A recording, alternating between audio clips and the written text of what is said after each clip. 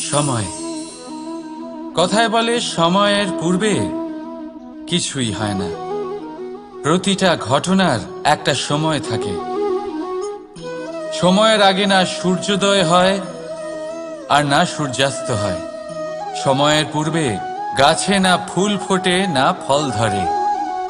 কিন্তু একটা কথা ভেবে দেখুন, যদি বর্ষা আসার আগে কৃষক ভূমিকে না প্রস্তুত করে, বীজ রোপণ না করে, তাহলে কি ফসল ফলবে?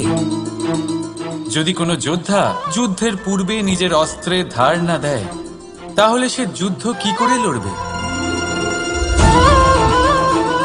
এর মানে এটাই হলো যে সময় আপনার যখন আসার তখন অবশ্যই আসবে, কিন্তু ততক্ষণ এটাও গুরুত্বপূর্ণ যে আপনি নিজেকে তার জন্য তৈরি রাখুন।